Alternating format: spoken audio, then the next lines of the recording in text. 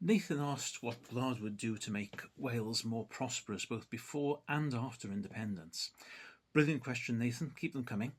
My name's Stephen Morris. I do most of Gwlad's policy research and put the manifesto together.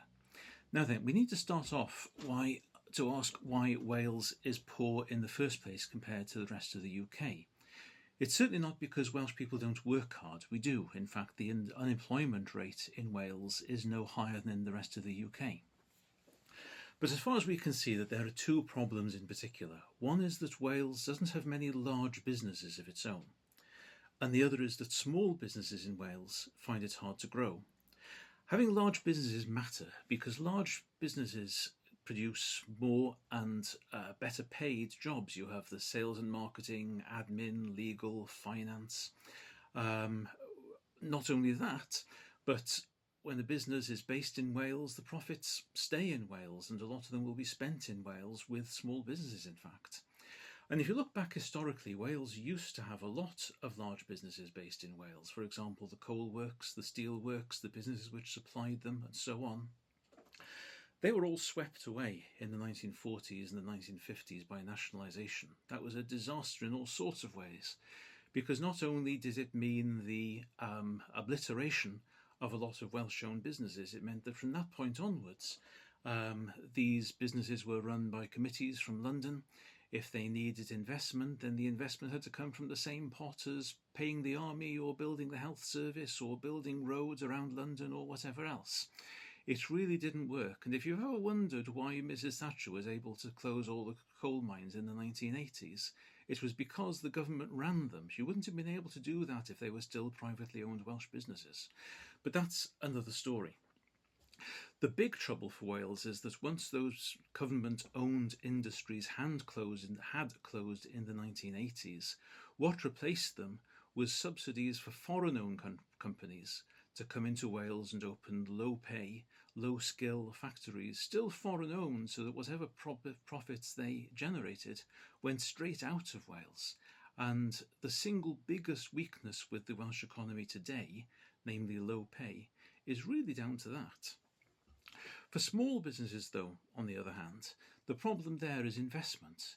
For a small business to become a big business, it needs investment capital. It needs to be able to get bank loans. You need to be able to get people to invest in it. And that's difficult for small businesses in Wales, much more difficult than for business elsewhere in the UK. There isn't much money about in the country, so you can't really go around to ask friends, neighbours, people locally to help you out. And as for getting money from outside Wales, well, Wales has got this terrible reputation. 100 years of being run by Labour and Plaid Cymru gives us an international reputation of being a hostile place for business where businesses aren't welcome. So what would Gwlad do? Well, two things very specifically. One is we want to attract more wealthy people with money to come and live in Wales.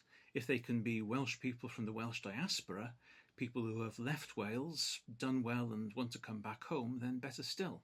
One of our specific policies is to cut the top tax rate from 45% down to 40%. Now, there are so few people in Wales who are rich enough to pay 45% tax that the amount of money that tax raises is pretty much negligible. So if we cut it down and had more people in, 40% of something is much better than 45% of nothing. So that's one thing which we need to do to attract people who will invest both in existing companies and perhaps start their own companies as well. The other thing is to improve Wales's reputation, the way we project ourselves on the world stage, as being a country which is open for business, a country where the government backs off and let businesses get on with things. Can we do that before independence? Of course we can. There's no reason at all. Can we carry on doing it after independence? Yes, of course we can. And when you look around at some of the small countries in Europe that became independent after the Berlin Wall fell down, that's exactly the sort of thing that they've done. They've made themselves attractive to business, and they've grown, and they've shown a way forward which Wales can certainly emulate. So there we are, Nathan. I hope that helps. And if you have any more questions, then you know where to come. Thank you.